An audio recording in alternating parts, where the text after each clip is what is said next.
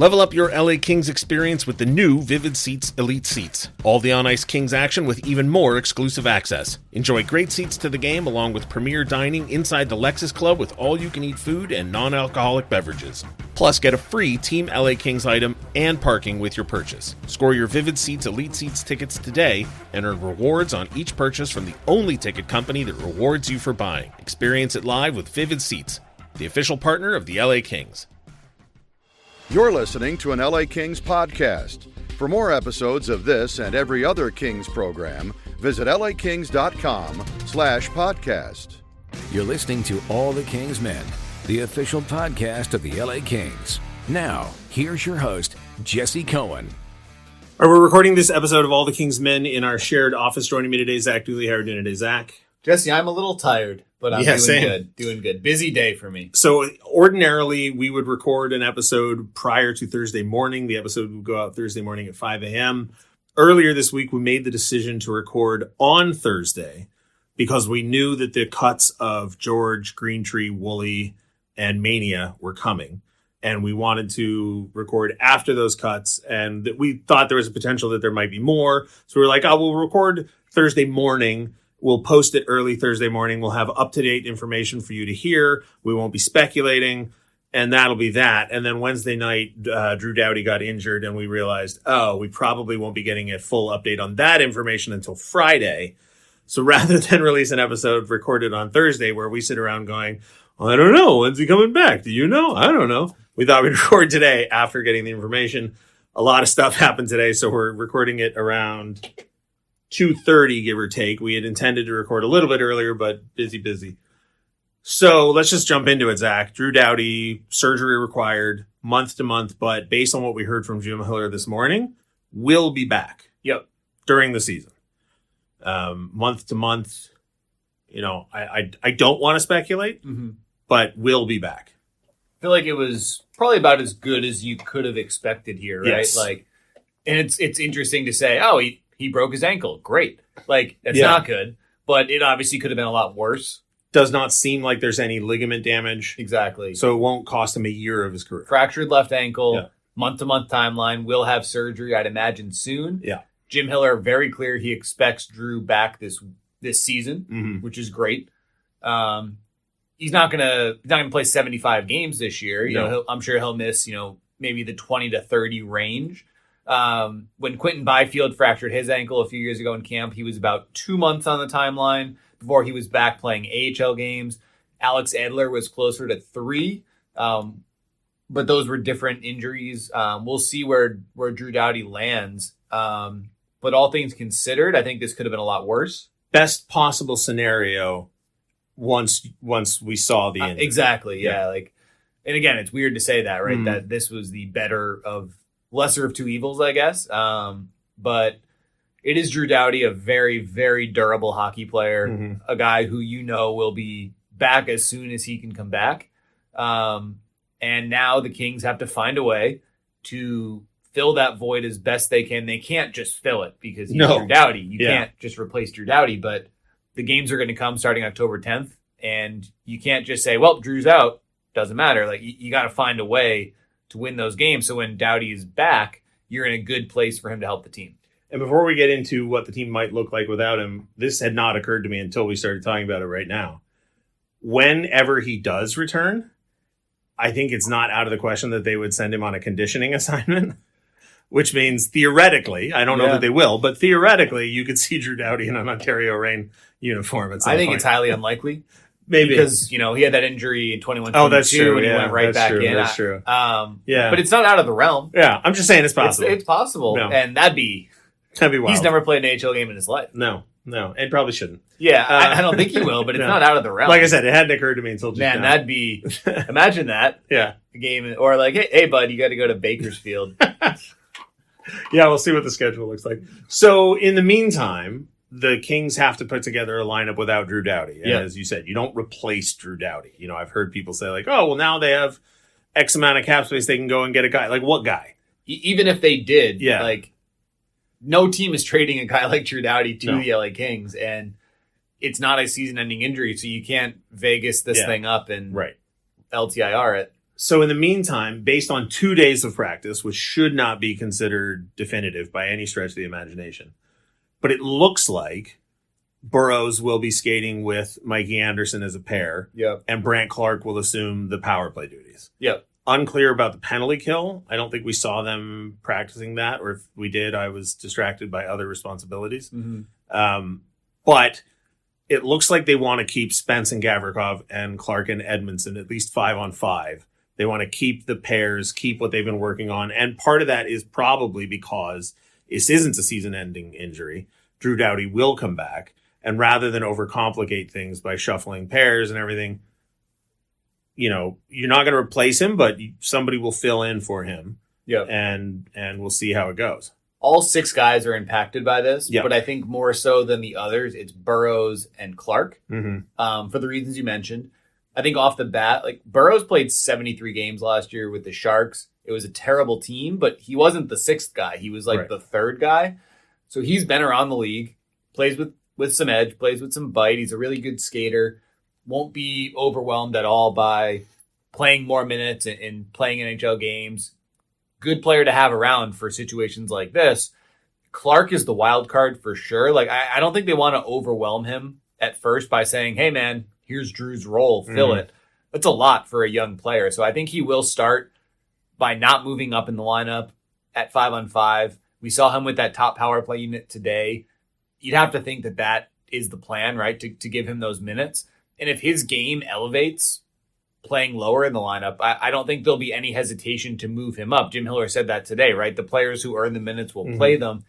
I do think that those 3 pairs will be a lot closer to even than they were when Doughty was with Anderson. I don't think that it's going to be Anderson Burrows with the Doughty Anderson workload. I could see there being a much bigger balance between those pairs, which will up the ice time of a Clark in doing so. And the pair of Anderson and Doughty, for all of the talk about Doughty's offensive resurgence and how many points he put up, if you went and looked at like the goals against per 60 or the Corsi against per 60, as far as that pair matched up against the league, Doughty and Anderson was so good. One of the top defensive pairs in the league. I mean, totally. It was really, really like I think Drew Doughty's defensive acumen, I know is an insane statement. I think it's underrated because he does have an offensive element to his game. Yeah. And because he's not Erik Karlsson, people go like, oh, well, he's not putting up 100 points, so therefore he must be meh. It's like, no, he's actually defensively incredible. So putting Burrows on that Anderson pair, you're not going to replicate the 61 points that Doughty generated, but you're certainly not going to replicate the defensive numbers that Anderson and Doughty put together, but you may come closer to replicating the defensive impact than the offensive impact of that pair. And so I would still expect them to be the number 1 pair in terms of minutes on most nights. But if there's one night where Spence is going or Clark is going or whatever, and they're more of I don't want to say a shutdown role, but if they're being leaned upon more for defensive output than, play in both zones, that wouldn't shock me. I think it'll be a little more pieced together too. Like late in the game, Kings are up 3-2. Yeah. You knew Anderson, Doughty on the ice. I don't know if it'll be Anderson Burrows. It could be Anderson Gavrikov or Anderson Edmondson or something like that. Kings are down. You might see Clark Spence 4-on-4. You might see Clark Spence. I think you might see more guys moved around like that. It's a good point. Like I wonder how the 5-on-5 time will be distributed. And we know that the lines of the pairs today won't necessarily be the pairs 5 games in, right? The Kings might move things around. They might like to see Anderson with Clark or something like that. They might shuffle it entirely. So probably results dependent. I don't think the Kings will back themselves into a corner where they have to play these pairs. If it doesn't work, Jim Hiller has shown that he will switch things up. And in 21 and 22, as you referenced when Drew Doughty missed half the season, Mikey Anderson spent time on the right side. Yeah, he played with Bjornfoot. Yeah, playing with Bjornfoot or whomever. So I think we're all sort of throwing out Burrows' name mainly because he's the one who's been skating alongside Anderson. And to be clear, like even if they move the pairs, Burrows is clearly next man up. Yes. Well, so that's the thing. So before Drew Doughty got hurt, there were 8 we presumed an 8-man defensive rotation on the roster. We figured 13 forwards and 8 defensemen. Yeah. And Burrows and England were 7 and 8, however you want to distribute it. And Burrows is the right shot. Burrows had the more experience in the NHL. He's the better skater, et cetera, blah, blah, blah. So that was, if they were going to go 11-7 before Doughty's injury, I think you'd expect number 7 to be Burrows. Yeah. We've seen Burrows skating with Anderson 2 days in a row now in camp, so that seems to be the obvious choice. However, what's unclear is whether or not the Kings will maintain the 8 defenseman roster. We've seen Joe Hickett's yesterday skating with Group A. Caleb Jones skating with Group A today. Yeah. But those were groups, that was a group that had 8 defensemen and 15 forwards and 2 goalies. So it was already over the line, over the limit, the player limit. So it's not instantly clear if Drew Doughty's absence will reduce the number of defensemen they carry from 8 to 7, or if they'll promote, whether it's Hickett's or Jones or whoever. Jacob Moverara. Yes, exactly. He's known for this team too. Yeah. I kind of see Burrows like I saw David Riddick last year. Like probably started in a role that was below his ability. And then now you're like, oh, okay. Like I have confidence in this guy. Like not to be Drew, just like you didn't say, oh, well, No, but to skate a regular shift on the blue line. Yeah, he's an NHL defenseman. No doubt about it. So maybe does create a roster spot for somebody. Maybe it opens up the door for Jeff Malott or an Andre Lee to sneak in up front, or Caleb Jones or a Jacob Moverara to be more in the mix in the back. Jones, I know, has played the right for sure. He's 250 NHL games, so he won't be overmatched at all by this level. I believe Hickett's has also played the right. He played the right last year for sure in Ontario. So that versatility is pretty key when you're looking at potentially an extra guy. Joe Hickett's probably under the radar a little bit, but has NHL games, experienced. Those are the kind of guys you might want as a 22nd, 23rd guy, not necessarily a younger player who you want playing games or who isn't adjusted to that role. So it changes the conversation a little bit in terms of the bottom of the roster. Maybe there's a battle or two to watch that we weren't watching for before. Yeah. And the fact that Doughty's return will likely be, like I said, I don't want to speculate, but it sounds like it'll be not, April. Like he'll be back in the middle of the season at some point. I asked Jim Hiller today whether or not that creates a secondary timeline, where you're trying to think of like how to work him back in eventually. He said no, and I don't blame him. It was a typical, like I wouldn't expect a player or a coach to be thinking that far down the line. But as he's himself said, like maybe they should be. And I don't mean that to imply that they should be, but if he's gone, let's just throw out I'm just going to say 41 games just because it's the halfway mark. Let's say he's gone for 41 games. If you do if you do decide 7 defensemen, 14 forwards, then at some point when he returns, the conversation, I know I'm putting the cart way before the horse. You are, yeah. But the conversation has to be had of like, okay, well, if things are going well, then what? Or if things are not going well, then what? And I get it. The coaching staff can't worry about what if months from now. They got to win October 10th. Well, right? They have to worry about tomorrow night's game in Ontario. Like they got way more pressing issues. But it does impact decisions that get made. I think it does, but we see the decisions one way today. Yeah. It's changed in the last 48 hours. It'll likely change again based on injuries, performance, etc. So you have to imagine, I almost see it a little differently as like, how much do you want to tinker with other parts of your lineup, knowing that Drew will be back and will slot in higher, versus you still have to win games today. And if tinkering a little bit gets you some more points early in the season, you probably have to do that because, like we talked about, the pressure on this team is not lower because of this injury. Yeah. The pressure is still very high. This is still a team that needs to get into the playoffs. But like we said, the pairs to start, and by start, I just mean tomorrow. I don't mean against Buffalo, first game of the season. At least for now, the pairs seem to be, let's keep things as they were. Spence and Gavrikov, Clark and Edmondson. Yeah. Burrows and Anderson. Yeah. If they go into Buffalo and lose, and then they go into who's after Buffalo, I'm trying to look over your shoulder at the schedule. Yeah, if they go into Buffalo, lose, Boston lose, Ottawa lose. Yeah. Don't speak that into existence. Well, but the point is, let's say they go 1-1-1 in the first 3 games. Maybe you change. Yeah. If they're not comfortable or if they see something that they think can be improved, they'll change it. Yeah. I don't think they'll be shy to make adjustments. For sure. And I think that would have been true even with Drew Doughty in the lineup. Yeah. The only difference now is that your best or second best player, depending on how you want to rank them, is not available to you. It's interesting. Like when we did the preseason 10 questions pod, Yeah. we said, here's the one consistency would be Anderson Doughty, even if Yeah, you wanted to change, right? Like that's on me. That probably wasn't. And I said it too. Like now that duo is not there. The change possibility is probably there for everybody, depending on how it goes. So I was sort of kicking myself because I was looking at those questions, and the one thing we didn't think of was, will there be an injury? Yeah, and of course we're already 2 injuries. We're already 2 injuries in. So I'll make a note for myself next year to write that down. Don't make the same mistake twice. Yeah. So let's briefly touch on, because we're now 2 games into the preseason games. Yep.